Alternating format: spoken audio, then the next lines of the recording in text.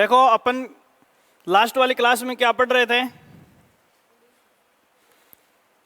प्रताप से जस्ट पहले की किसकी बात कर रहे थे? उदय सिंह की। कल वाली चीज में एक सवाल पहले आप और जोड़ोगे। आप देखोगे ये जयमल और फत्ता, जयमल और फत्ता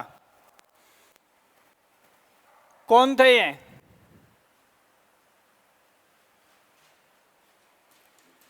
जयमल और फत्ता कौन थे? इनका आपस में संबंध क्या था? ये वो दोनों आदमी थे जिनके ऊपर उदय सिंह चित्तौड़ दुर्ग की जिम्मेदारी डालकर गया था। और ये वास्तव में वो देखो जिसके नेतृत्व में जौहर हुआ था, वो कौन थी? कौन थी? फूल कंवर। कौन थी? फूल कंवर थी। हेलो हेलो, हाँ, अरे क्लास चल रही है, एक बार करता हूँ। ओके।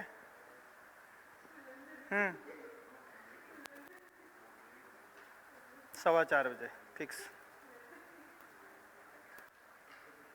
ठीक ठीक है। वो सिस्टम कौन चालू पहले?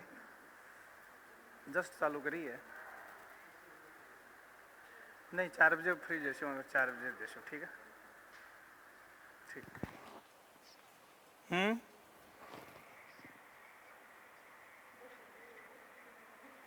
हाँ, 4 बजे 5-7 मिनट तक पहुंच जाऊंगा बेटा। ठीक है, तो छोड़ दूंगा तो। ठीक है, ओके। ये फूल कंवर, ये कौन थी? ये फत्ता की पत्नी थी। और एक मैंने आपको इसमें क्या बताया है? जयमल राठौड़। ये कौन था? मेड़ता का था। ये इसका भाई था। किसका? फूल कंवर का। तो फत्ता और जयमल राठौड़ का आपसी संबंध क्या है? साड़ा बहनोई। तो इसमें लिख लो नीचे। इस युद्ध में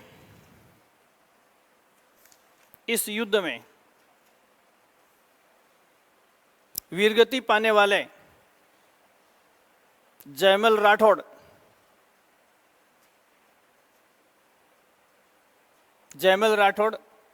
फत्ता के साले तथा फूल कंवर के भाई थे। फूल कंवर के भाई थे।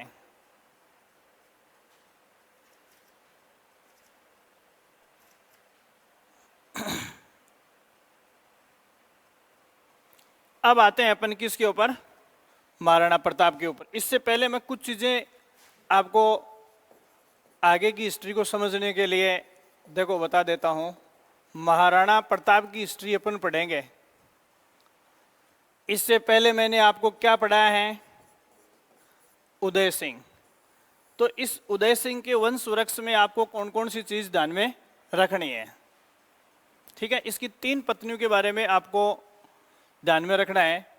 पहली पत्नी सजनाबाई। कौन थी? सजनाबाई। ये सोलंकी राजवंश की राजकुमारी थी। इसकी पत्नियों की बात कर रहे हैं। और इसकी कोख से कौन पैदा हुआ था? शक्ति सिंह, जो लंबे समय तक मुगल दरबार में था, अकबर के दरबार में, लेकिन लास्ट में वो किसकी ओर आ गया था? मेवाड़ की ओर आ गया था। दूसरी पत्नी का नाम यहां आप इतिहास में पढ़ते हो, जयवंता बाई। कौन सी? जयवंता बाई। इसकी कोख से कौन पैदा हुआ था? महाराणा प्रताप। ये अक्षयराज की पुत्री थी। किसकी पुत्री थी? अक्षयराज सोनगरा के।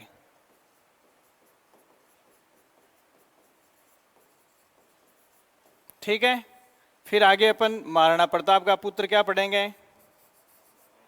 अमर सिंह। वो बचपन में पढ़ते थे ना, नान्यू सो अमरियो चीख पड़ो, जद घास फूसरी रोटी बन बिलावडो ले भाग्यो, हैं पढ़ा गए। तो ये वो है अमर सिंह। ठीक है, इसके बाद में इसकी तीसरी पत्नी जो अपन पढ़ते हैं उसका नाम इतिहास में बताया जाता है धीरबाई।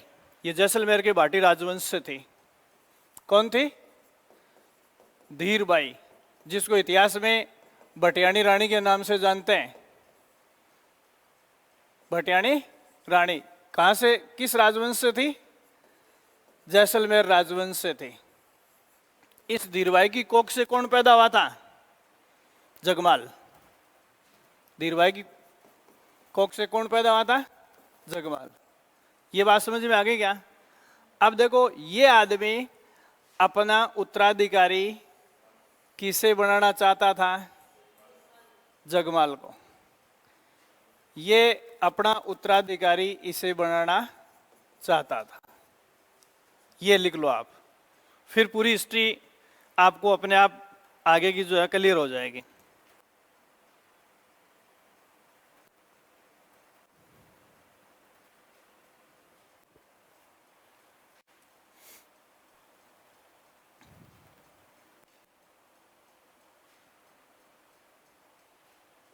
ठीक है, देखो इसे पराजित किसने किया? थोड़ा आगे और बढ़ा लेना।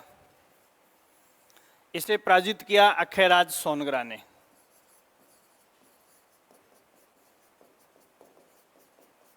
इस सीन को समझेंगे पूरी हिस्ट्री को जानने के लिए। समझ में आ गई ना कहानी? अब कितनी रानियां थी इससे मतलब नहीं है, हमें सवाल 3 रानियों की औलादों से पूछ सकते हैं, तो वो आपके सामने है। ये देखो, शक्ति सिंह और इसके बाद में महाराणा प्रताप, और महाराणा प्रताप के बाद जगमाल। ये तीनों क्या थे? भाई थे, लेकिन अलग अलग मां की औलाद थे।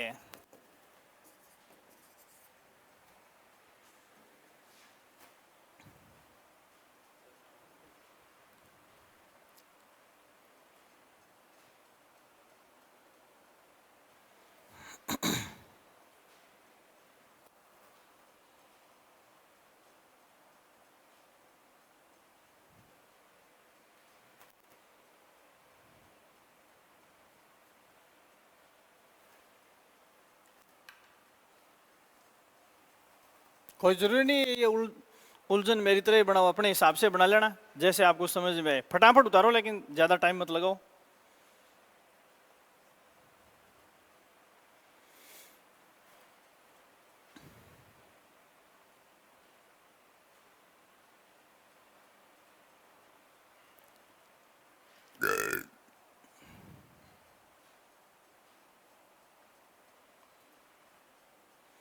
ये देखो, सोलंकी राजवंश की राजकुमारी इसकी पत्नी थी, सोनगरा राजवंश की राजकुमारी और भाटी राजवंश की राजकुमारी। ये 3 इसकी पत्नियां थी, जिनसे जन्मी जो संतान है, जिनके ऊपर सवाल पूछे जाते हैं, वो मैंने आपको बता दिए। ठीक है, अब इसके नीचे आप एक नोट लिखेंगे।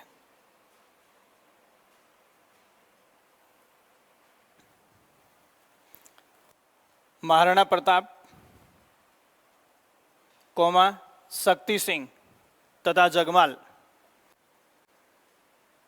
महाराणा प्रताप, कोमा शक्ति सिंह तथा जगमाल तीनों, तथा जगमाल तीनों, जगमाल तीनों उदय सिंह की संतान थे, लेकिन इनका जन्म अलग अलग कोख से हुआ था। इनका जन्म अलग अलग कोख से हुआ था। इनका जन्म अलग अलग कोख से हुआ था। अलग अलग कोख से हुआ था। उदय सिंह अपना उत्तराधिकारी, उदय सिंह अपना उत्तराधिकारी, उदय सिंह अपना उत्तराधिकारी जगमाल को चाहते थे। जगमाल को चाहते थे। जगमाल को चाहते थे, लेकिन जगमाल को अक्षयराज सोनग्रा द्वारा पराजित कर, जगमाल को अक्षयराज सोनग्रा द्वारा पराजित कर, अक्षयराज सोनग्रा द्वारा पराजित कर प्रताप का राज्याभिषेक करवाया गया, प्रताप का राज्याभिषेक करवाया गया।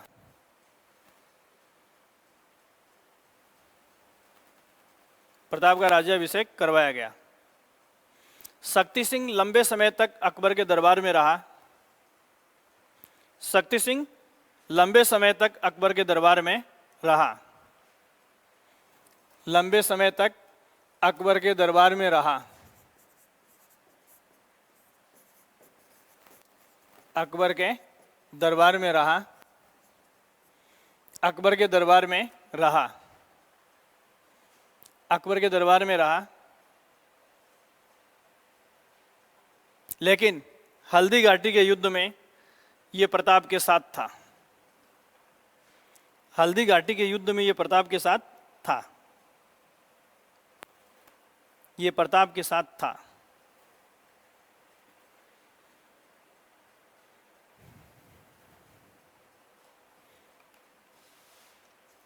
अकबर के जीवन काल में, अकबर के जीवन काल में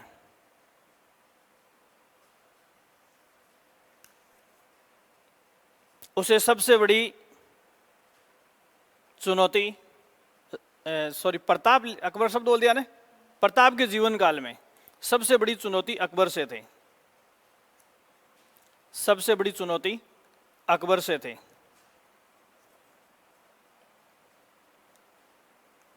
सबसे बड़ी चुनौती अकबर से थी, जिसके साथ 1576 से लेकर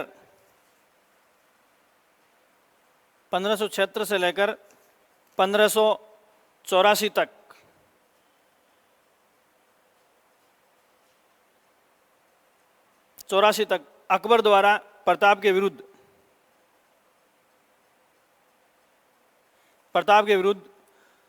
8 बार सैनिक अभियान भेजे।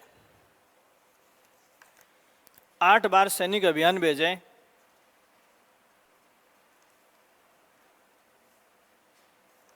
8 बार सैनिक अभियान भेजे।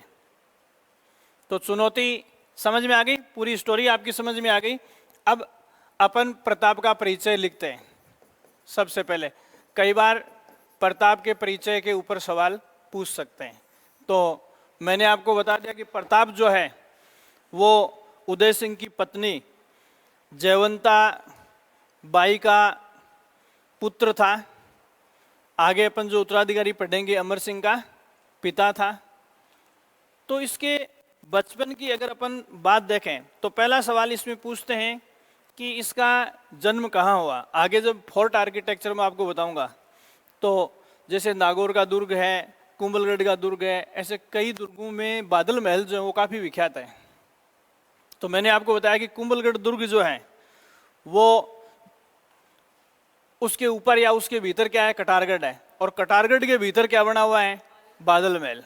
तो इसमें पहला सवाल, प्रताप का जन्म कटारगढ़ के बादल महल में 9 मई 1540 को हुआ। 9 मई 1540। कहाँ? बादल महल।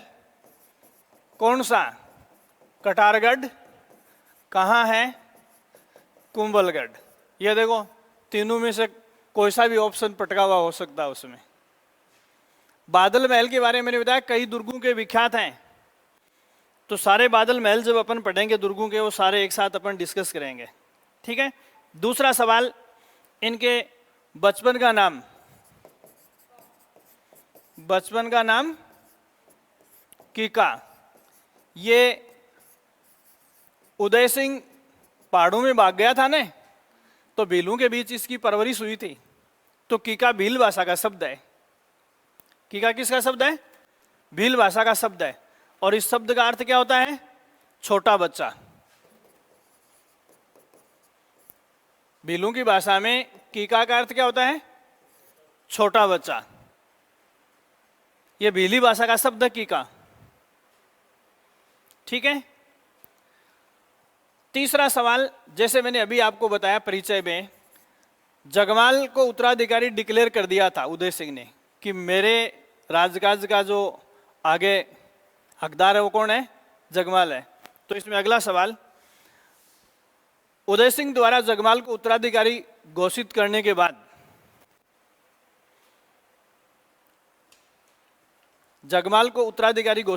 बाद अखेराज सोनग्रा ने जगमाल को पराजित कर सबसे पहले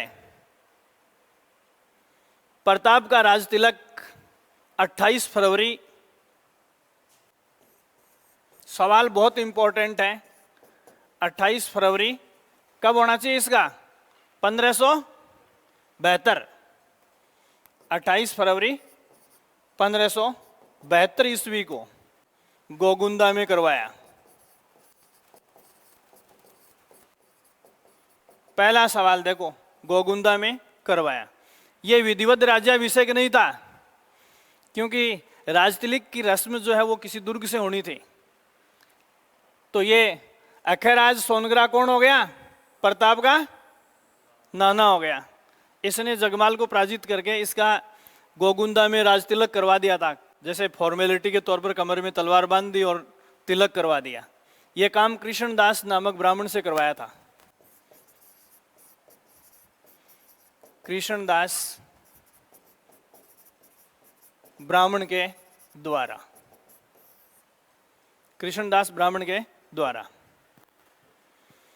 लेकिन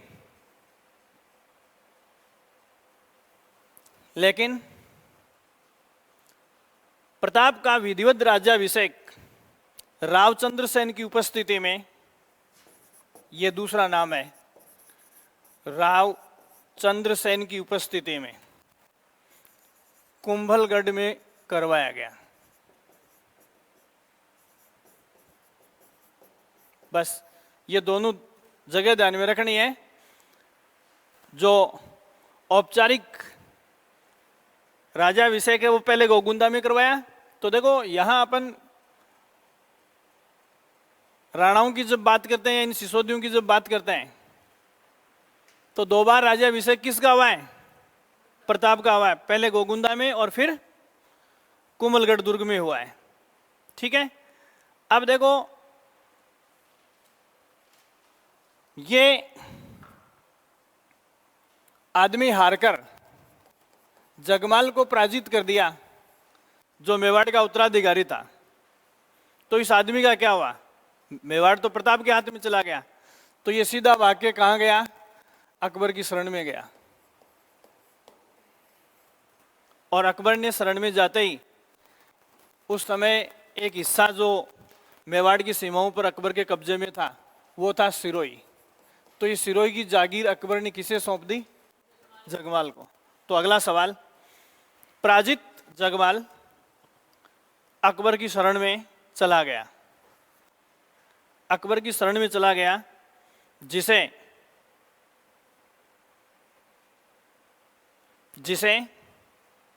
अकबर ने सिरोही की जागीर दी।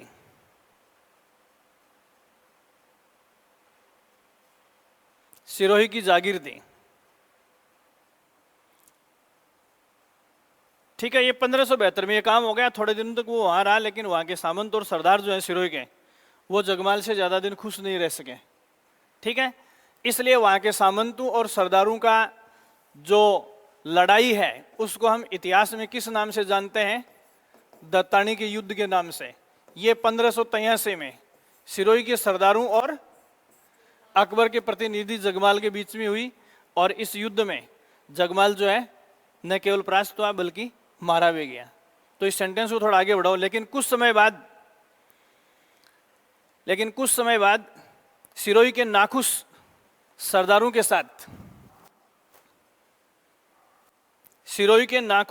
के साथ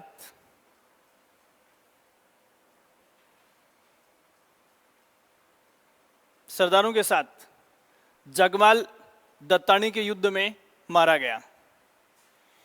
जगमाल दत्तानी के युद्ध में मारा गया। कोष्टों के 1583 ईस्वी लिख लेना, 1583 ईस्वी। तो ये तो जगमाल का किस्सा यहाँ खत्म हो गया है। अब जगमाल को दोबारा अपने को यहाँ एंट्री देने की जरूरत नहीं है। दूसरी तरफ देखो क्या है, 1572 में, अगला सवाल मैं आपको समझा रहा हूं। 1572 में अपन राज्याभिषेक पढ़ते हैं, थोड़ा सा आपको ध्यान रखना है इसका। किसका राज्याभिषेक? प्रताप का। प्रताप का राज्याभिषेक। अब देखो अपने राजस्थान की हिस्ट्री में एक बहुत बड़े दरबार का उल्लेख मिलता है अपने को। उसको अपन हिस्ट्री में किस नाम से जानते हैं? नागौर दरबार के नाम से। किसके नाम से? नागौर दरबार के नाम से। ठीक है, ये नागौर दरबार कब का है? 1570 का। अकबर प्रताप के राज्याभिषेक से पहले नागौर में अकबर ने एक दरबार लगाया था और उस दरबार में सारे राजपूत स्टेट्स के जो शासक थे, राजा थे, उनको इनवाइट किया था।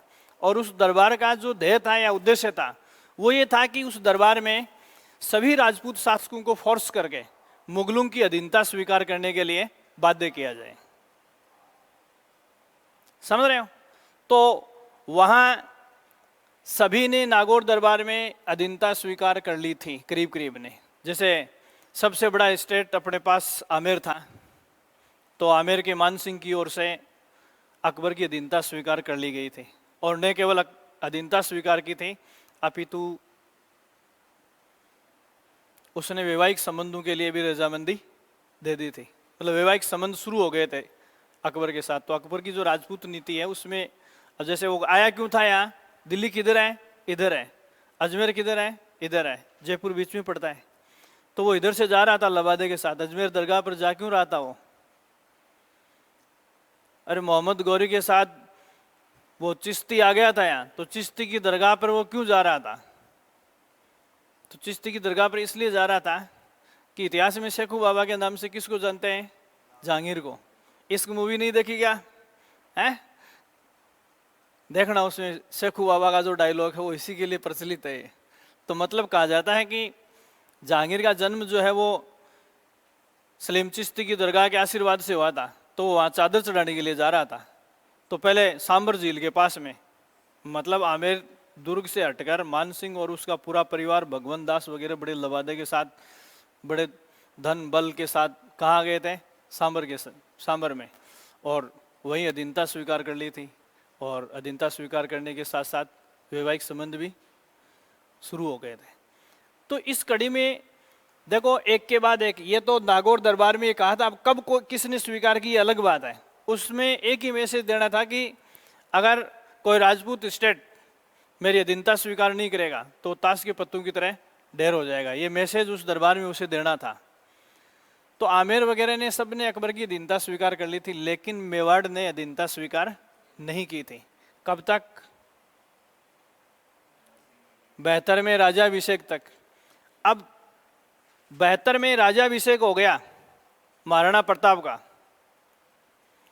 उसके बाद उसके पास 4 दूत भेजे गए, एक के बाद एक अधीनता स्वीकार करने के लिए। सबसे पहले अकबर ने जलाल खां को भेजा नवंबर 1572 ईस्वी में।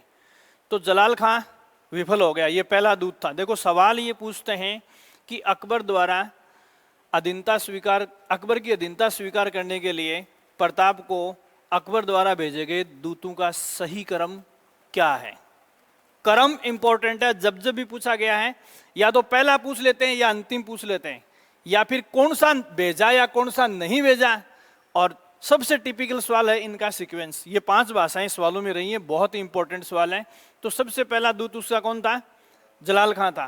ठीक है, जलाल खां विफल हो गया। उसके बाद जून 1573 ईस्वी में मान सिंह को, आमेर वाले को, जयपुर वाले मान सिंह को भेजा। तो मान सिंह के साथ उसका आर्गुमेंट, अब इसका स्थान भी पूछते हैं। उदय सागर की झील के ऊपर इन दोनों की मुलाकात हुई थी और उसमें प्रताप की बातें सुनकर उसने अपने ईगो को काफ़ी ठेस समझी। किसने? मान सिंह ने। तो वो युद्ध का अल्टीमेट दे के आ गया था। दूसरा वार्ताकार या जो संधिकार गया था मान सिंह, उसी समय उसने प्रताप से युद्ध करने की ठान ली थी। किसके लिए? अकबर के लिए। इसीलिए तो मैं जगह जगह आपको बताता हूं कि राजस्थान की हिस्ट्री में कई बार आपको ऐसी जगह मिलेंगी, अगर मान सिंह अकबर की सेना में नहीं होकर तो प्रताप की सेना में होता तो भी राजस्थान की हिस्ट्री कुछ और ही पढ़ने को मिलती। अभी इस हल्दी घाटी के युद्ध में मैं आपको बताऊंगा कि इधर प्रताप की ओर से लड़ने वाला सेनापति हाकिम खां सूर, हाकिम खां सूर एक पठान था, और उधर से लड़ने वाला सेनापति मान सिंह था। हल्दी घाटी में अकबर का प्रधान सेनापति। तो बात मैं बताता हूँ कि मतलब लकड़ी के कटने का रास्ता न होता, घर कुल्हाड़ी में लकड़ी का दस्ता न होता। मतलब खतरा हमेशा अपने जड़ों में बैठे लोगों से ही होता है। तो दूसरा ये गया, पूरी तरह से युद्ध की ठान कर आ गया था, फिर भी अकबर ने एक बार फिर अपना दूत बनाकर भेजा। अकबर ने ये सोचा कि ये छोरा है, गर्म मिजाज का है, धमकी दे के आ गया, ठीक नहीं है। तो तीसरी बार मान सिंह के बाप को भेजा। बेटे को संधि के लिए पहले भेजा और बाप को बाद में। तो मान सिंह पहले गया था और उसके पिता भगवंत दास बाद में गए थे। तीसरा वार्ताकार वो भी क्या हो गया? विफल हो गया। और आखिरी बार उसने टोडरमल को भेजा था। जो ये टोडरमल भारत की भू राजस्व व्यवस्था में आज भी याद किया जाता है। इसका राजस्व प्रबंधन इतना गजब का था, जिसने पहले राजस्व व्यवस्था को शेरशाह सूरी के शासनकाल में, ये शेरशाह सूरी के साथ भी था, और उसके बाद समझा की बात, तो लास्ट अंतिम तो ये भी क्या हो गया था? विफल हो गया था। उसके बाद अकबर ने जो हल्दी घाटी का युद्ध हुआ, उस लड़ाई को लड़ने की सोची थी। तो चार वार्ताकारों के बारे में पूछते हैं। तो इसमें अगला सवाल, अकबर द्वारा 1570 ईस्वी में आयोजित दरबार का उद्देश्य है। अकबर द्वारा 1570 ईस्वी में आयोजित नागौर दरबार का उद्देश्य है, नागौर दरबार का उद्देश्य है राजपूतों से मुगलों की अधीनता स्वीकार करवाना था। राजपूतों से मुगलों की अधीनता स्वीकार करवाना था। राजपूतों से मुगलों की अधीनता स्वीकार करवाना था।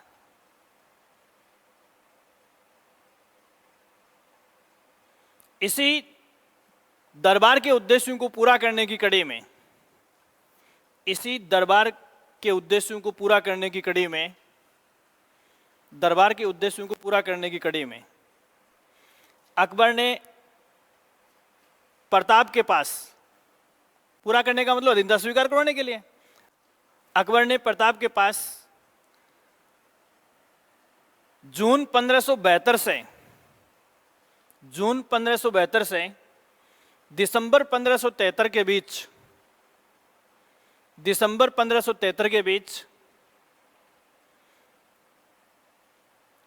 4 दूत भेजे, 4 दूत भेजे, तथा सभी की वार्ता विफल रही। सभी की वार्ता विफल रही। जो कि और कोष्टक में क्रमशः शब्द लिख लो आप, और डैश करके नंबर 1 2 3 4 ऐसे लिखने हैं, ठीक है ना? क्रम इंपॉर्टेंट है इनका। पहला लिखो आप इसमें जलाल खां, नवंबर 1572। पहला कौन था? जलाल खां, नवंबर 1572। दूसरा मान सिंह, दूसरा है मान सिंह, ये जून 1573, जून 1573। तीसरा है भगवंत दास, ये है अक्टूबर 1573, अक्टूबर 1573। और लास्ट है टोडरमल। ये बहुत ही इंपॉर्टेंट सवाल है, आरपीएससी का फेवरेट सवाल है। टोडरमल ये नवंबर 1573, नवंबर 1573, ठीक है। अब देखो इसके, ये भगवंत दास के पिता, मान सिंह के पिता थे भगवंत दास, तो पुत्र को पहले भेजा गया और पिता को बाद में। दूसरी चीज, इसके आगे आप लिखोगे मान सिंह वाली लाइन में, वार्ता उदय सागर के तट पर, वार्ता उदय सागर के तट पर, और दूसरा सवाल इसमें मानसिंह द्वारा प्रताप से युद्ध का प्रण। इस दूसरी मुलाकात में हो गया था युद्ध का प्रण, ये सेकंड वार्ता में ही तय हो गया था।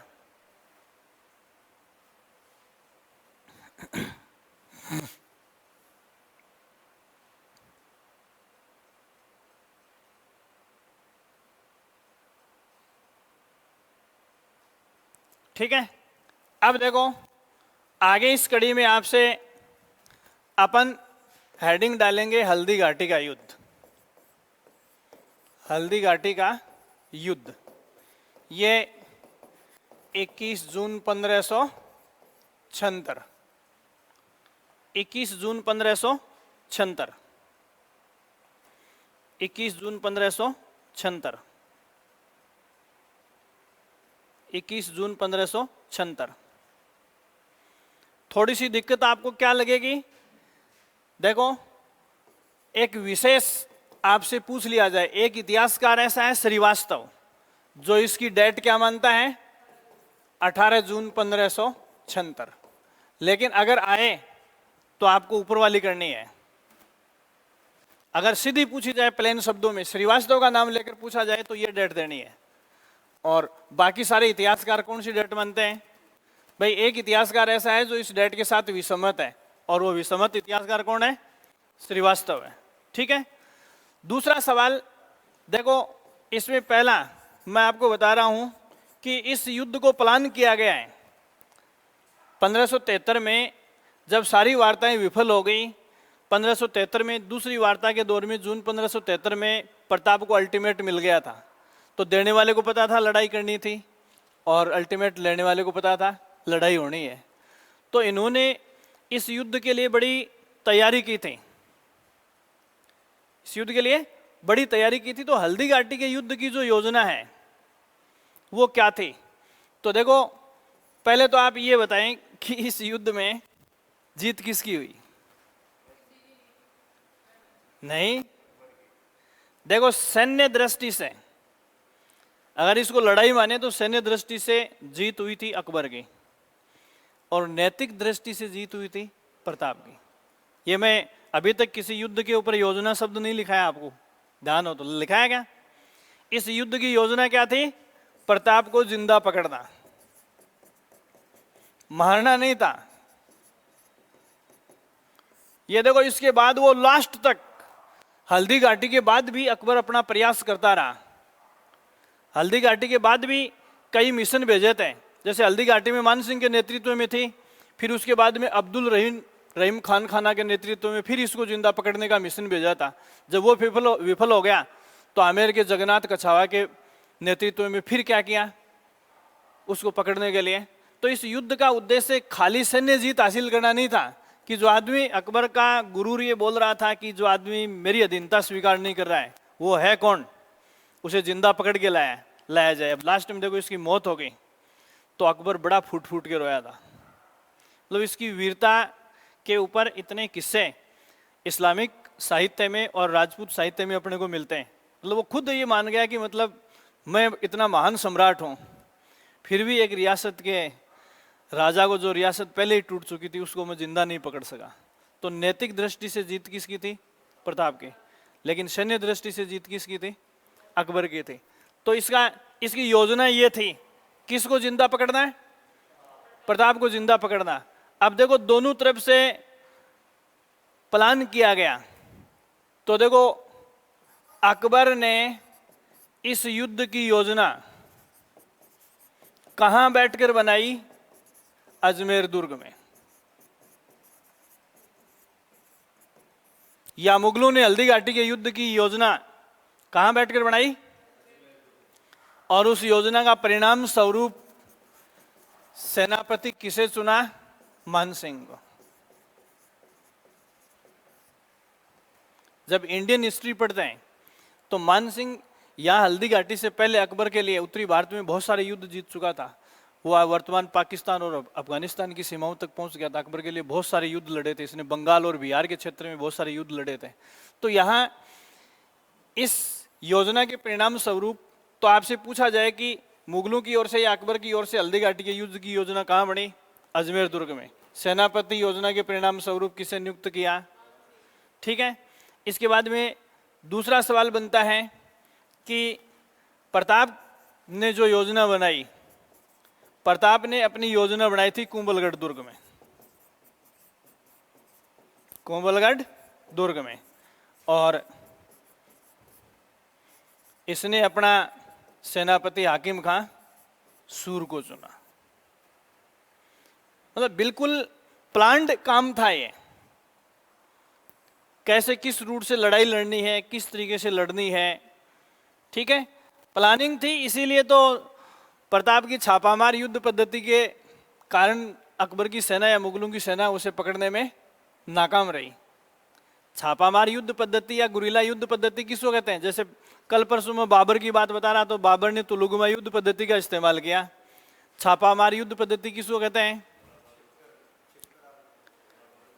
अरे छापामार युद्ध पद्धति उसको कहते हैं कि जैसे अपन हिल स्टेशन पर घूमने जाते हैं तो वहां अपने हाथ में केले होते हैं, तो बंदर छीन के ले जाता है। छापामार युद्ध पद्धति या गुरिल्ला युद्ध पद्धति क्या है? ये इसी को कहते हैं कि मतलब दुश्मन को मत मारो, दुश्मन के बंकर में रही खाने पीने की जो चीजें हैं उनको आप उठाओ, उनको आप उठाओ, भूख प्यास के मारे अपने आप हट जाएंगे। तो यहाँ ये प्लानिंग इनकी थी। फिर अकबर की सेना योजना के अनुरूप बढ़ी, पहले मांडलगढ़ में आई। ठीक है, और मांडलगढ़ के बाद में वो दूसरे पड़ाव पर पड़ी, वो था लोहर सिंह गांव। प्रताप की सेना कुंभलगढ़ दुर्ग से निकली और ये कहाँ पहुंची? लोहर सिंह गांव। तो लोहर सिंह का संबंध किससे है? कई दिनों तक इस स्थान पर प्रताप की सेना रुकी। तो लोहर सिंह स्थान का संबंध किससे है? हल्दी घाटी से। फिर उधर से मुगलों की सेना कहाँ से निकलेगी? अजमेर दुर्ग से। ये पहले कहाँ पहुँचे? ये पहुँचे मांडलगढ़ में पड़ाव डाला। फिर मांडलगढ़ से निकलकर ये सेना कहाँ गई?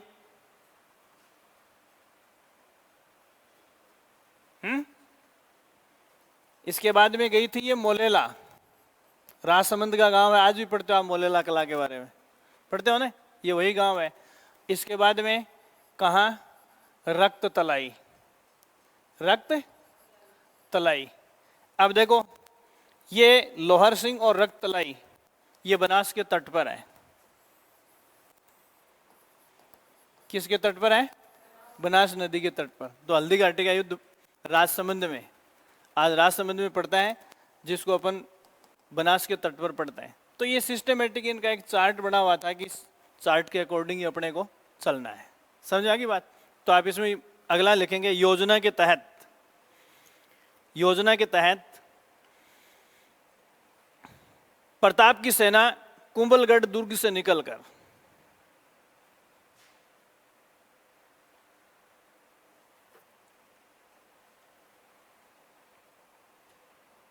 प्रताप की सेना कुंभलगढ़ से निकलकर लोहर सिंह गांव पहुंची।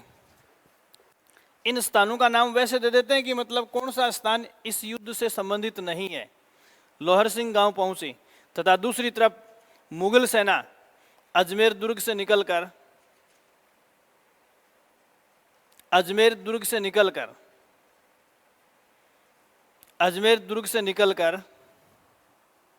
मांडलगढ़ व मोलेला होते हुए रक्त तलाई पहुंची। धीरे धीरे आगे बढ़े, रक्त तलाई पहुंची तथा उसके पश्चात दोनों सेनाओं के बीच बनास के तट पर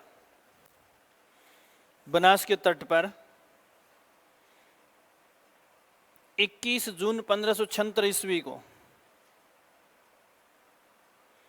21 जून 1576 ईस्वी को 21 जून 1576 ईस्वी को हल्दी घाटी का युद्ध हुआ।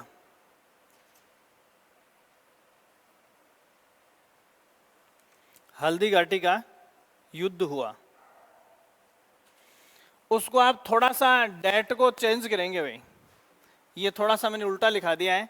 देखो ये श्रीवास्तव और हल्दी घाटी का शिलालेख है ना, इसको पहले लेना है। हल्दी घाटी शिलालेख और श्रीवास्तव, ये कंफ्यूज हो गया था अभी। हल्दी घाटी शिलालेख और श्रीवास्तव ये क्या डेट मानते हैं? 18 जून की। इसको ऑब्लिक से पहले लेना है आपको, ठीक है ना।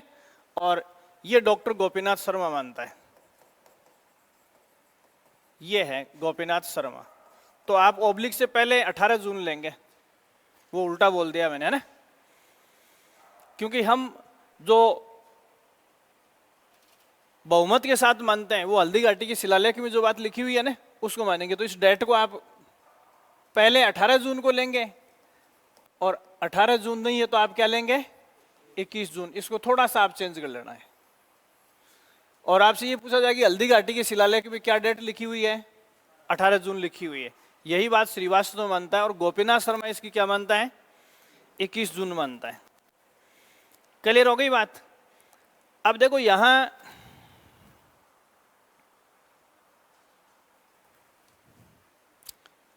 जो देखो इस युद्ध में हाथी और घोड़े यूज किए गए थे। इस युद्ध में क्या यूज किए गए थे? हाथी और घोड़े, ठीक है। तो इस युद्ध में भाग लेने वाले हाथियों के नाम बहुत फेमस हैं। घोड़े में तो आपको जैसे चेतक मिलता है, तो उसको तो आपको बताने की जरूरत नहीं है। लेकिन प्रताप के पास युद्ध स्थल पर काम में लेने वाला एक बहुत ही बेहतरीन हाथी था, जिसका नाम क्या था? राम प्रसाद, जो क्या हो गया? पीर प्रसाद हो गया। मतलब इस युद्ध के बारे में कई बार सवाल पूछा जाता है कि हल्दी घाटी के युद्ध में अकबर की सेना के साथ रहते हुए हल्दी घाटी के युद्ध का आंखों देखा हाल जिस इतिहासकार ने लिखा वो कौन था? बदायूनी। कौन था? बदायूनी। और मतलब ये वो लेखक हैं, ये वो लेखक हैं जिसने हल्दी घाटी का युद्ध समाप्त होने के बाद उस मैदान पे जो खून बिखरा पड़ा था उससे अपनी दाढ़ी को रंग लिया था। तो ये अकबर की सेना ने जैसे राम प्रसाद को छीना और बदायूनी इसको कहाँ लेके पहुंच गया? अकबर के पास लेके पहुंच गया। तो अकबर बड़ा खुश हुआ। मतलब प्रताप के घोड़े और हाथियों के बारे में उसने काफी चर्चे सुने थे, और उस राम प्रसाद का क्या नाम कर दिया उसने? पीर प्रसाद। तो राम प्रसाद किसका घोड़ा था? है? प्रताप का। और पीर प्रसाद किसका घोड़ा हो गया? अकबर का। है? हाथी। इसके अलावा देखो एक नाम आता है हवाई। ये किसका हाथी था? अकबर का। इसके अलावा प्रधान सेनापति मान सिंह था, तो मान सिंह के हाथी का क्या नाम था? मर्दाना। देखो अब सवाल की भाषा क्या होती है, कई बार तो मल्टीपल मैचिंग में करवा लेते हैं आपस में, और ये ऐसे नहीं करवा के ये 3 नाम याद रहेंगे ना आपको, तो मल्टीपल मैचिंग में हो जाएगा। चौथा जो दिया हुआ होगा अपने आप ही हो जाएगा। 3 ही याद रखना। वैसे बहुत सारे हाथी यूज किए गए थे, एक बात तो ये ध्यान में रखनी है। दूसरा, कई बार क्या करते हैं, राम प्रसाद हवाई और मर्दाना क्या है? राम प्रसाद हवाई और मर्दाना क्या है? हल्दी घाटी के युद्ध में यूज किए गए हाथी। या फिर निम्न में से मिस मैच है, एक में ये दे दिया, दूसरे में ये दे दिया, तीसरे में ये दे दिया, और चौथे में क्या लिख दिया? चेतक लिख दिया। तो मिस मैच क्या होगा? चेतक। क्योंकि चेतक क्या था? घोड़ा था। समझ में आ गई ना बात? तो हाथी और घोड़ों के नाम जो है वो काफी पॉपुलर रहे हैं। तो आप इसमें लिखो, इस युद्ध में इस्तेमाल किए गए, इस युद्ध में इस्तेमाल किए गए हाथियों के नाम काफी चर्चित हैं। हाथियों के नाम काफी चर्चित हैं। हाथियों के नाम काफी चर्चित हैं, जैसे लूणा, गजायुक्त, लूणा गजायुक्त, गजराज, राजमुक्ता, गजराज, राजमुक्ता। जनरली इन तीन पे ही पूछा जाता है, अगर इनके अलावा भी कोई पूछा जाए तो ये लिख लिया ना, गजराज, राजमुक्ता, ये नाम तो लिख ही लिए, ये हाथी हो गए ना। अब इसके बाद में ये ऐसे लिखोगे आप, प्रताप का हाथी,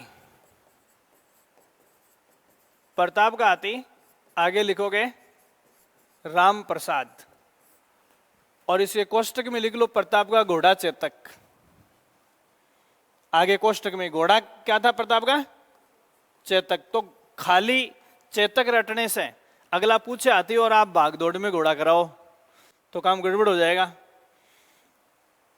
प्रताप का हाथी राम प्रसाद, ठीक है। दूसरा आप इसमें लिखोगे अकबर का हाथी हवाई, अकबर का हाथी हवाई, और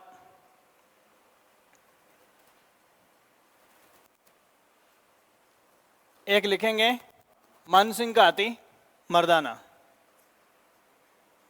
मानसिंह का हाथी मर्दाना। नीचे एक नोट लिख लो आप इसमें, हल्दी घाटी के युद्ध में मुगल सेना ने, हल्दी घाटी के युद्ध में मुगल सेना ने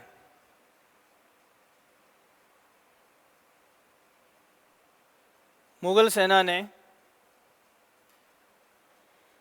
सेना ने छल कपट से राम प्रसाद को छीनकर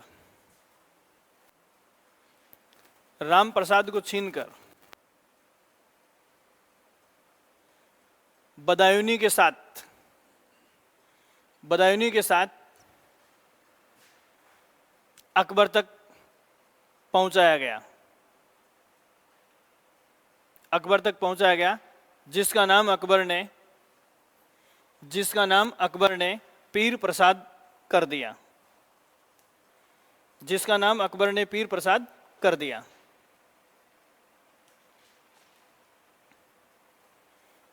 जिसका नाम अकबर ने पीर प्रसाद कर दिया।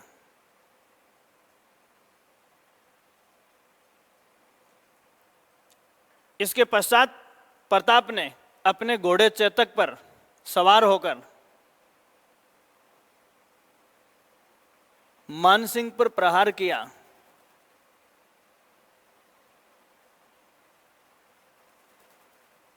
मानसिंह पर प्रहार किया।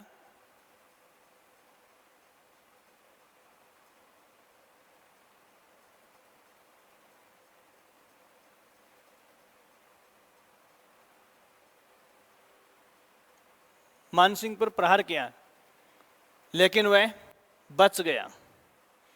मानसिंह का अंग रक्षक तो मारा गया था, लेकिन वो मानसिंह बच गया था। इसी दौरान चेतक युद्ध स्थल में घायल हो जाता है।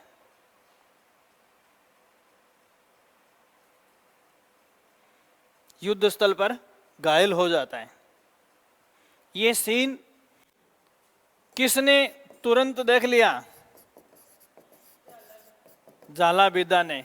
इससे पहले देखो मैंने आपको क्या बताया, झाला अज्जा, जिसने खानवा के युद्ध में सांगा का छत्र धारण किया था, और इसने हल्दी घाटी के युद्ध में प्रताप का, और उसे युद्ध स्थल से सुरक्षित बाहर निकाल दिया था। तो आप इसमें लिखो, जिस पर ये सादड़ी का था और वो गोगुंदा का था। पिछला मैंने कहां का लिखा है? गोगुंदा का। ये अज्जा मैंने आपको गोगुंदा का लिखा है, इसमें लिखो सादड़ी के झाला अज्जा ने प्रताप का छत्र धारण कर, झाला बीदा ने प्रताप का छत्र धारण कर उसे युद्ध स्थल से बाहर निकालकर स्वयं वीरगति पाई। स्वयं वीरगति पाई। स्वयं वीरगति पाई। स्वयं वीरगति पाई। देखो, एक यहां थोड़ा सा जालाबिदा ने जैसे उससे युद्ध स्थल से भगाया, इस संबंध में एक सवाल पूछा जाता है। अमर काव्य वंशावली ये किसने लिखी है? रणछोड़ भट्ट ने। और रणछोड़ भट्ट ने लिखी कि जो शक्ति सिंह मुगल दरबार में सेवा के लिए अकबर के पास चला गया था, उसकी अकबर के दरबार में जाने के बाद पहली भेंट इस युद्ध स्थल में ही किससे हुई थी? प्रताप की हुई थी। तो कोष्टक में लिखो अमर वंशावली या रणछोड़ भट्ट द्वारा लिखित अमर वंशावली। ये सवाल पूछते हैं, रणछोड़ भट्ट द्वारा रची गई अमर काव्य वंशावली, अमर काव्य वंशावली के अनुसार, अमर काव्य वंशावली के अनुसार हल्दी घाटी से निकलने के बाद ही प्रताप की भेंट शक्ति सिंह से हुई। प्रताप की भेंट शक्ति सिंह से हुई।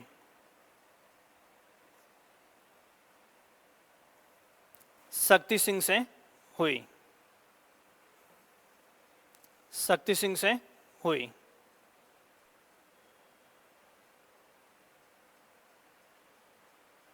शक्ति सिंह से,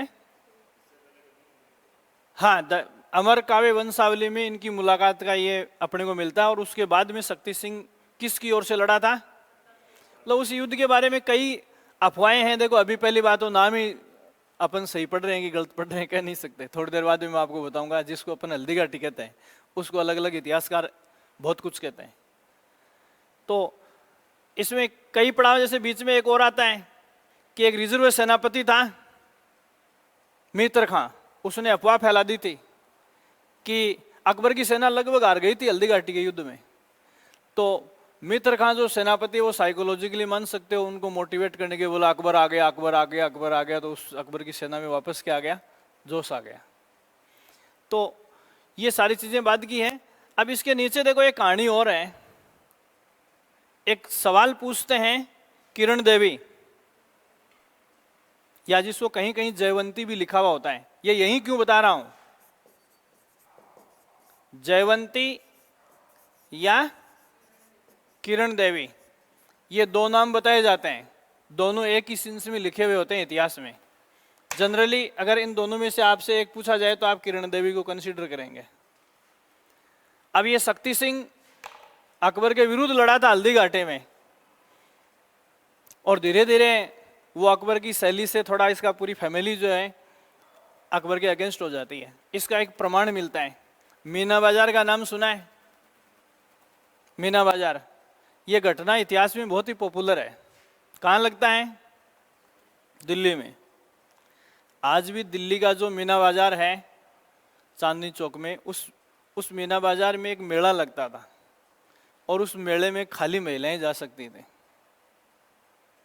ठीक है, खाली महिलाएं जा सकती थी। तो अकबर क्या बुर्का पहन के उन महिलाओं को देखने चला जाता था। तो सारे राजपूत स्टेट्स की राजकुमारियों से शादी करने के बाद भी वो मेला देखने चला जाता था।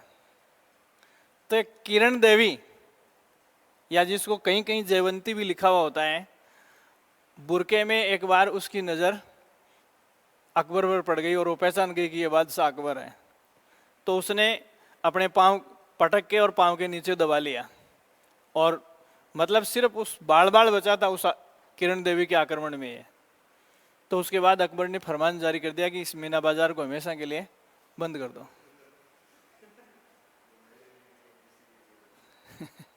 समझ गया? तो आप इसके नीचे कोष्टक में या कहीं भी लाइन लिख लो, दिल्ली के मीना बाजार में, दिल्ली के मीना बाजार में स्त्री वेश में घूमते, स्त्री वेश में घूमते, स्त्री वेश में घूमते अकबर को पकड़कर उस पर प्रहार करने वाली, अकबर को पकड़कर उस पर प्रहार करने वाली, अकबर को पकड़कर उस पर प्रहार करने वाली किरण देवी ऑब्लिक जयवंती, जयवंती पृथ्वीराज राठौड़ की पत्नी वह शक्ति सिंह की पुत्री थे। पृथ्वीराज राठौड़ की पत्नी व शक्ति सिंह की पुत्री थे, पुत्री थे।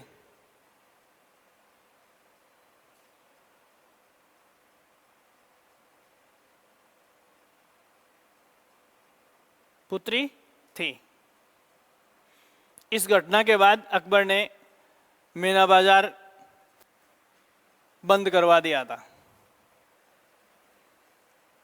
हो सकता है छेड़ लिया होगा, इसीलिए तो एक कथन मिलता है अपने को इतिहास की किताबों में। उसने अकबर से कहा था कि मेरी धमनियों में बप्पा रावल और राणा सांगा जैसे सूरवीरों का खून दौड़ता है।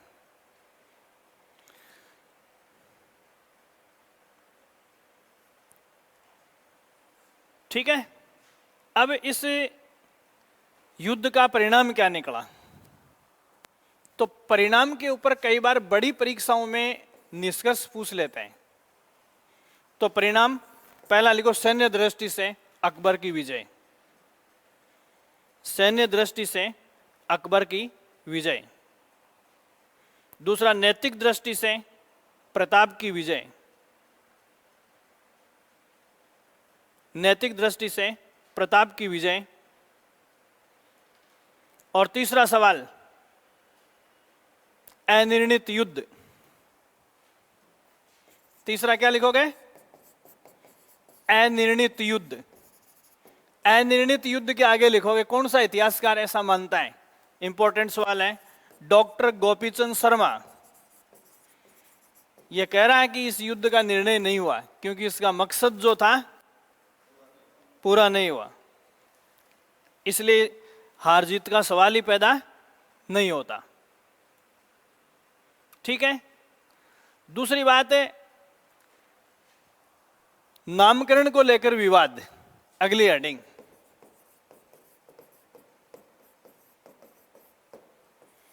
नामकरण को लेकर विवाद। इस युद्ध के नामकरण को लेकर क्या विवाद है? तो अलग अलग इतिहासकार जो हैं वो क्या कहते हैं? तो नंबर 1, अब्दुल कादिर बदायूनी खान। इसके बारे में कई बार सवाल पूछा है। देखो, ये वो आदमी है जिसने हल्दी घाटी के युद्ध को लाइव टेलीकास्ट के रूप में लिखा है, और वो इसे हल्दी घाटी का युद्ध नहीं कहता, वो इसको लिखता है गोगुंदा का युद्ध। किसका युद्ध लिखता है? तो आप इसमें लिखो, हल्दी घाटी के युद्ध का अकबर की सेना में शामिल होते हुए, हल्दी घाटी के युद्ध का अकबर की सेना में शामिल होते हुए, अकबर की सेना में शामिल होते हुए आंखों देखा इतिहास लिखने वाला, आंखों देखा इतिहास लिखने वाला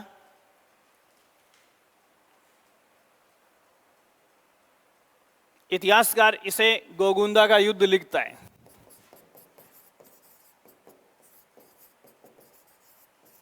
इसे क्या लिखता है? गोगुंदा का युद्ध। गोगुंदा का युद्ध लिखता है, जिसने युद्ध के पश्चात मैदान में बहते सैनिकों के खून से, मैदान में बहते सैनिकों के खून से अपनी दाढ़ी को रंग लिया था। सैनिकों के बहते खून से अपनी दाढ़ी को रंग लिया था। बहते खून से अपनी दाढ़ी को रंग लिया था। तो जो आंखों देखा हाल लिखने वाला है हल्दी घाटी के मैदान का, वो इसे हल्दी घाटी का युद्ध नहीं कह के क्या कहता है? गोगुंदा का युद्ध कहता है। फिर दूसरा नाम आता है अबुल फजल का। अकबर का दरबारी था, यह भी उस समय मौजूद था। अबुल फजल, अबुल फजल इसे खमनोर का युद्ध कहता है?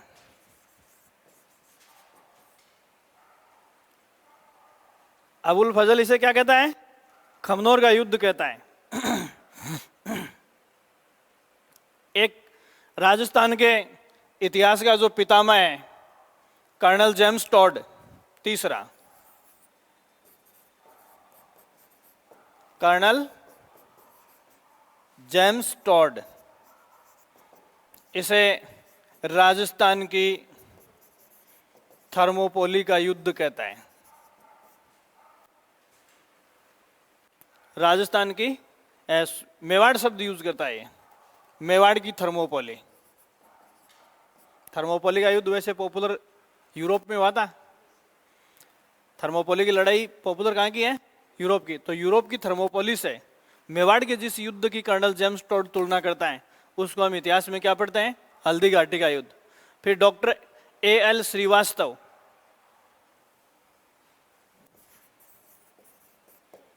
Doctor A.L.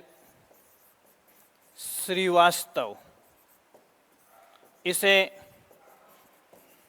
बादशाह बाग युद्ध का नाम देता है। बादशाह बाग युद्ध का नाम देता है। बादशाह बाग युद्ध का नाम देता है। फिर भी कुल मिलाकर हम जिसे हल्दी घाटी कहते हैं उसे अलग अलग इतिहासकार क्या नाम देते हैं, ठीक है? तो जैसे हल्दी घाटी के युद्ध के संबंध में मैचिंग, मिस मैचिंग, या सीधा पूछ लें कि इस इतिहासकार ने इसे क्या कहा है, या मेवाड़ की थर्मोपोली किसने कहा है, हल्दी घाटी के युद्ध को बादशाह बाग का युद्ध किसने कहा है, खमनोर का युद्ध किसने कहा है, गोगुंदा का युद्ध किसने कहा है, ठीक है? ये चीज़ आपको ध्यान में रखनी है। फिर इसके बाद में अगली जो चीज़ आपको ध्यान में रखनी है, वर्तमान की सिचुएशन क्या है। तो इसके संबंध में आप ये हेडिंग डालेंगे, वर्तमान में क्या क्या सवाल आपसे पूछ सकते हैं, आज की डेट में क्या चल रहा है यहाँ। तो नंबर 1 आपसे ये पूछा जाए कि हल्दी घाटी महोत्सव किस जिले में मनाया जाता है हर साल। तो आप इसमें लिखो ज्येष्ठ शुक्ल पक्ष की तृतीया, ज्येष्ठ शुक्ल पक्ष तृतीया, ज्येष्ठ डैश करके राजसमंद में हल्दी घाटी महोत्सव।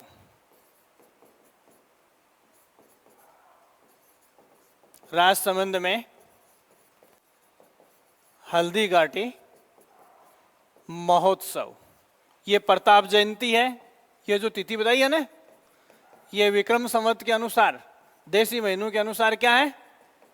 प्रताप जयंती पर यहाँ हल्दी घाटी महोत्सव मनाया जाता है। दूसरा, इस मैदान को वर्तमान में स्वतंत्रता प्रेमियों का तीर्थ स्थल कहा जाता है। स्वतंत्रता प्रेमियों का तीर्थ स्थल कहा जाता है। स्वतंत्रता प्रेमियों का तीर्थ स्थल कहा जाता है।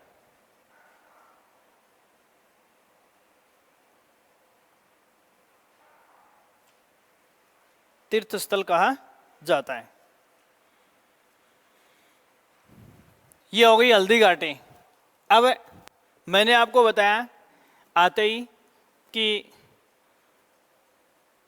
1573 में वो संधियों की वार्ता विफल होने के बाद में 8 बार आक्रमण किया है और हल्दी घाटी के बाद भी अकबर उसके पीछे पड़ा ही रहा। तो अगली हेडिंग अपनी बनती है हल्दी घाटी के बाद। हल्दी घाटी के बाद, और ये अपने को पढ़ना है मेवाड़ वर्सेज मुगल। ये दिखते ही आपको पता चल जाएगा कि अभी उस युद्ध को अनिर्णायक कहा है, इसीलिए तो कि लड़ाइयां उसके बाद भी चलती रही हैं, नहीं तो इससे पहले समापन ही हो गया था। राजवंश का द एंड हुआ है, हमने जहां कहीं भी पढ़ा है, ठीक है। तो पहला कुंभलगढ़ का युद्ध 3 अप्रैल 1578।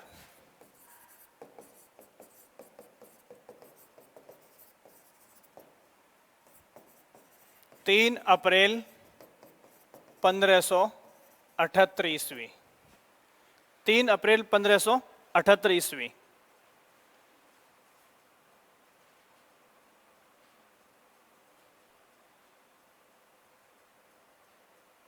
ठीक है।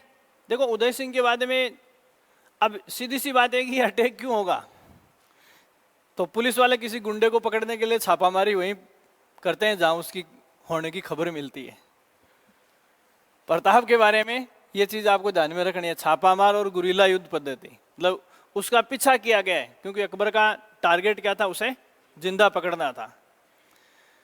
तो कुंभलगढ़ दुर्ग में जैसे ही खबर मिली तो इस संबंध में आपको उस आदमी का नाम ध्यान में रखना है, राव भाण सोनगरा और सिंधु सुज्जा। राव भाण सोनगरा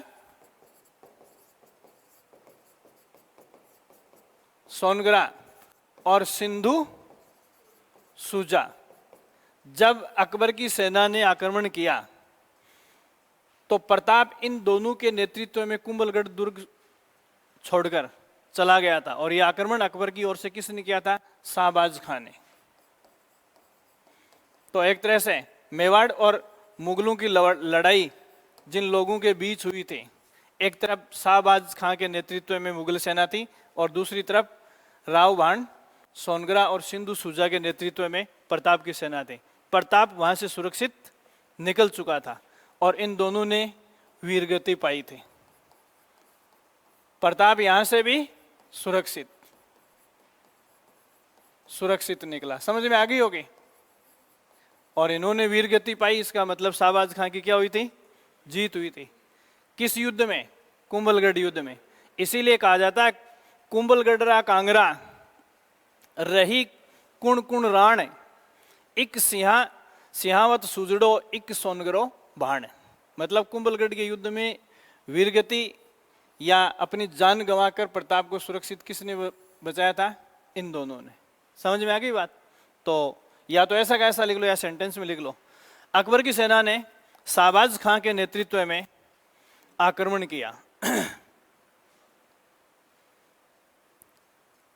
किया जिसमें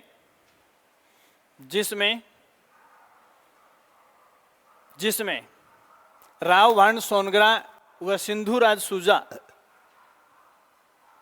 राव भाण सोनगरा व सिंधुराज सुजा ने वीरगति पाकर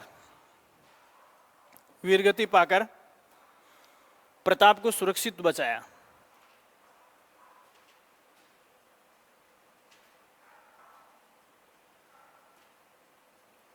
देखो ये इस युद्ध में प्रताप की आर्थिक स्थिति बहुत कमजोर हो गई थी। कौन से युद्ध में? इस युद्ध के बाद, हालांकि पहले से ही टूट रहा था वो, आर्थिक स्थिति कमजोर। इसके बाद ही तो मतलब कहने के लिए यहां तक लिखते हैं कि खाने के लिए कुछ नहीं बचा था। छोटा सा अमरा था, उसके लिए घास फूस की रोटी जंगलों में बनवाई थी और उसको भी एक वन बिलाव लेके भाग गया था। है पढ़ा नहीं है? नहीं पढ़ा? हिंदी में तो बहुत आता है। ये चीज आपको ध्यान में रखनी है। तो इसके बाद मेवाड़ की हिस्ट्री में दस्तक देता है भामाशाह। कौन देता है? भामाशाह। कौन था ये प्रताप का मंत्री था, राजकोष का, और उसका एक भाई था ताराचंद। इन दोनों ने मिलकर इनके पास जो धन संपदा थी वो किसको दे दी? प्रताप को, मेवाड़ की रक्षा के लिए। तो आप इसमें नीचे लिखो, इस युद्ध के बाद चूलिया के रहने वाले प्रताप के मंत्री भामाशाह ने उन्हें आर्थिक मदद की। इसी कारण इन्हें मेवाड़ का दानवीर या मेवाड़ का करण कहा जाता है। इन्हें मेवाड़ का दानवीर या मेवाड़ का करण कहा जाता है। मेवाड़ का दानवीर या मेवाड़ का करण कहा जाता है। देखो हिंदी का फेवरेट सवाल बता रहा हूं मैं, इधर देखना, कौन सा कर्ण लिखा आपने? नीचे वाला। इसका मतलब होता है दानी और इसका मतलब होता है साधन। फेवरेट सवाल है आरपीएससी का। एक का मतलब क्या है? दानी, और दूसरे का मतलब है साधन। ठीक है, तो दानवीर के लिए अपन रे को ऊपर लिखेंगे।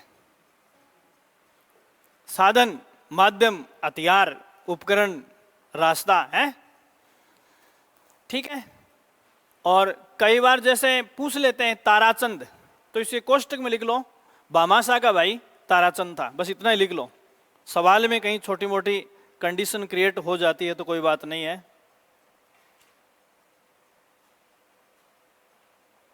अब धीरे धीरे अमर सिंह बड़ा हो गया था।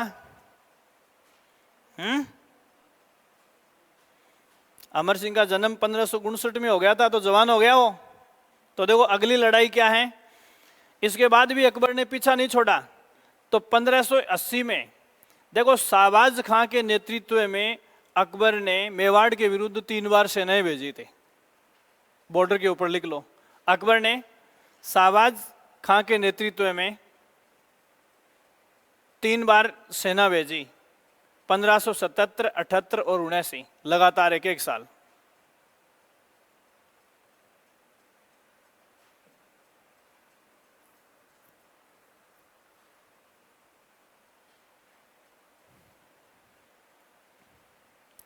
हो गया।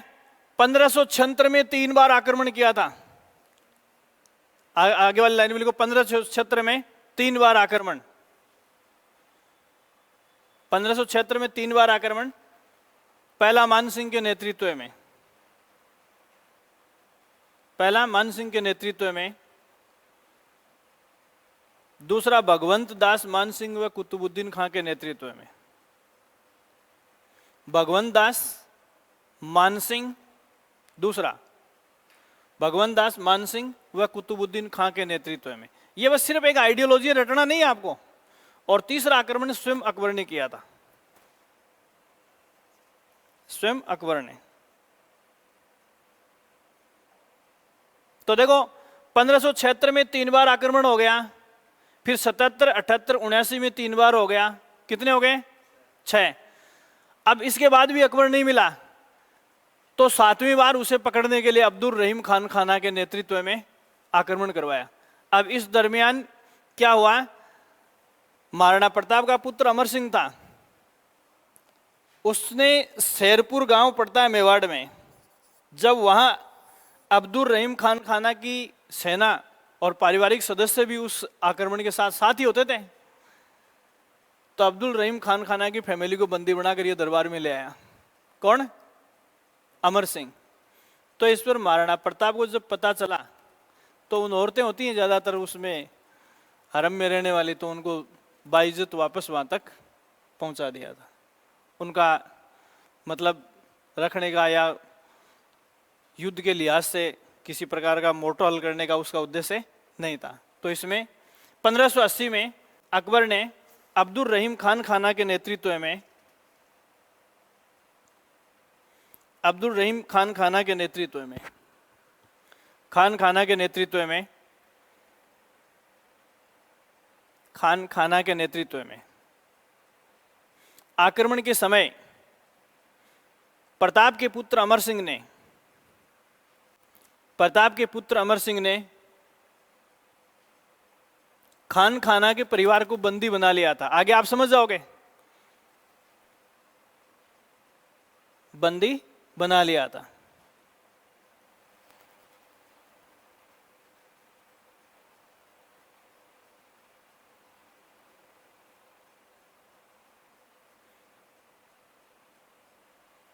फिर देखो अगला सवाल इसमें बनता है, दिवेर का युद्ध, अक्टूबर 1582। दिवेर का युद्ध अक्टूबर 1582, अक्टूबर 1582।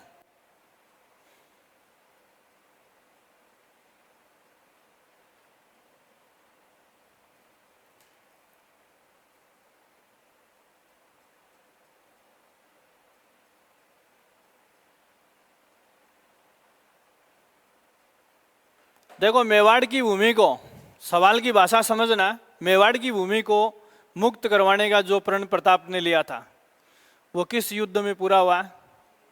दिवेर के युद्ध में। अकबर के सेनापति शेरिमा सुल्तान खां को अमर सिंह और प्रताप ने मिलकर इस युद्ध में पराजित किया था। तो आप इसमें लिखो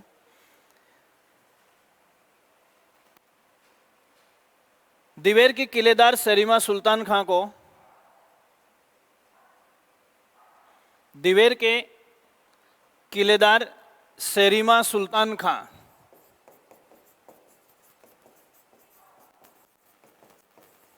देखो मुगल सेना नहीं है, वो किलेदार की सेना थी है। शेरिमा सुल्तान खां को प्रताप व अमर सिंह ने मिलकर पराजित कर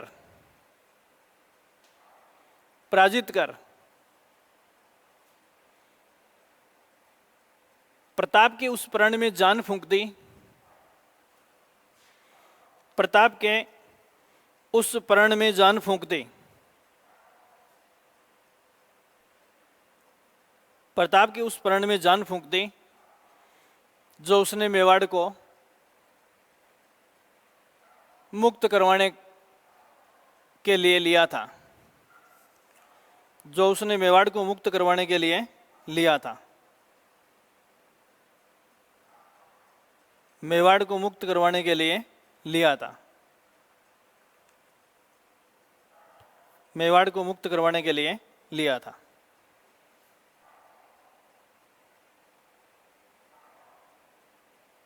इस युद्ध को प्रताप के गौरव का प्रतीक, जीता था ने, तो प्रताप के गौरव का प्रतीक किस युद्ध को मानते हैं?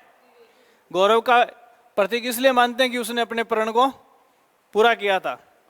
प्रताप के गौरव का प्रतीक कहा जाता है जिसे कर्नल टोड ने मेवाड़ का मैराथन कहा है। दोनों ही सवाल वापस अटैच करेंगे। जिसे कर्नल टोड ने मेवाड़ का मैराथन कहा है। कर्नल टोड ने मेवाड़ का मैराथन कहा है। कर्नल टोड ने मेवाड़ का मैराथन कहा है।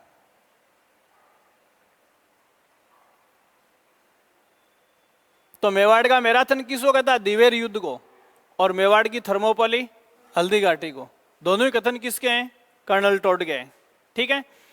उसके बाद देखो अपना केंद्र बिंदु बनाया प्रताप ने किसको? मांडलगढ़ को।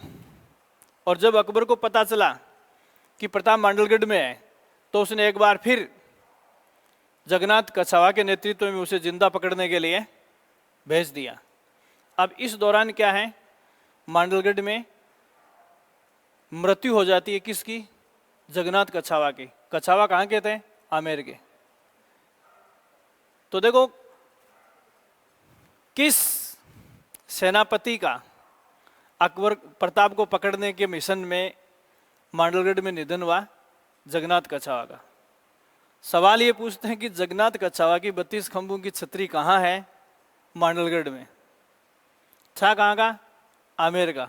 मांडलगढ़ में जाके क्यों मरा था? प्रताप को पकड़ने गया था। इस मिशन के दौरान ही उसकी मृत्यु हो गई थी। तो इसमें लास्ट सवाल, 1584 में प्रताप को बंदी बनाने के लिए, 1584 ईस्वी में प्रताप को बंदी बनाने के लिए जगन्नाथ कछावा को मांडलगढ़ मिशन पर भेजा गया।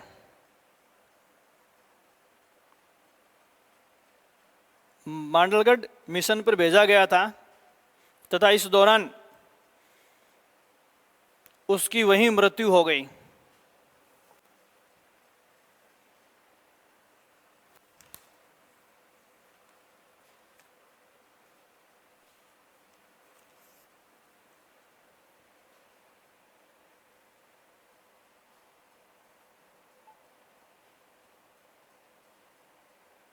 कोष्टक में लिख लो, जगन्नाथ कछावा की 36 खंभों की छतरी मांडलगढ़ में है। जगन्नाथ कछावा की 36 खंभों की छतरी मांडलगढ़ में है।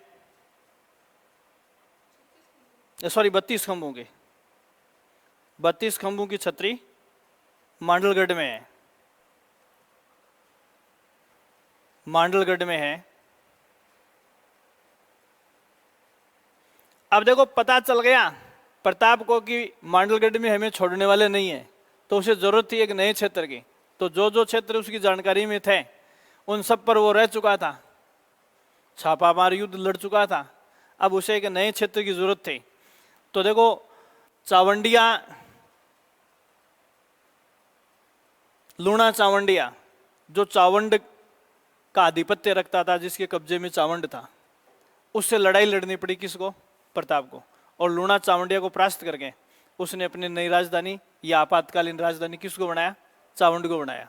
और ये चावंड में ही प्रताप ने चामुंडा माता मंदिर का या चामुंडा देवी का मंदिर बनाया। देखो चामुंडा देवी के दो मंदिर पूछे जाते हैं। एक चामुंडा का प्रसिद्ध मंदिर है, वो जोधपुर फोर्ट में है, मेहरानगढ़ दुर्ग में है। और दूसरा मेवाड़ का प्रसिद्ध चामुंडा देवी का मंदिर पूछा जाता है, वो कहाँ है? चावंड में, जिसका निर्माण किसने करवाया? प्रताप ने।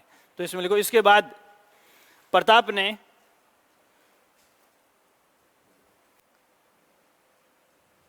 नवीन क्षेत्र की तलाश में, प्रताप ने नवीन क्षेत्र की तलाश में, नवीन क्षेत्र की तलाश में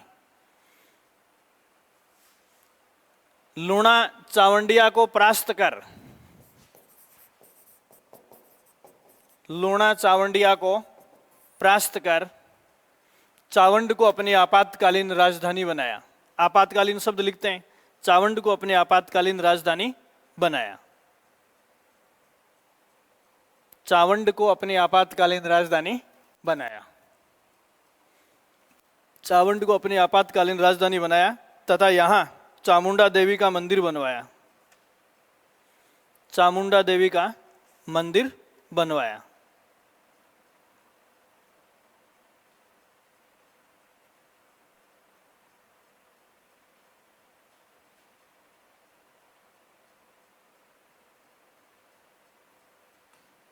अंत में 19 जनवरी 1557 ईस्वी को, 97 ईस्वी को, 19 जनवरी 1597 ईस्वी को प्रताप का निधन चावंड में ही हुआ। निधन चावंड में ही हुआ, चावंड में ही हुआ तथा चावंड के पास ही बारडोली में प्रताप की 8 खंभों की छतरी है।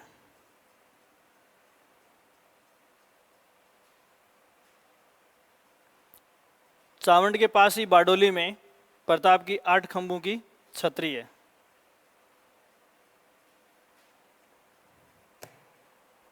इस मृत्यु के बाद खुद अकबर ने और इतिहासकार दुर्सा आडा ने अकबर के बारे में गए, मतलब उसने खुद मान लिया कि गालिब तू जीत गया। मतलब एक भी घोड़े के ऊपर दाग जीते जी नहीं लगने दिया। ये प्रताप की हिस्ट्री थी। इसके कुछ सांस्कृतिक उपलब्धियां हैं, वो बच गई।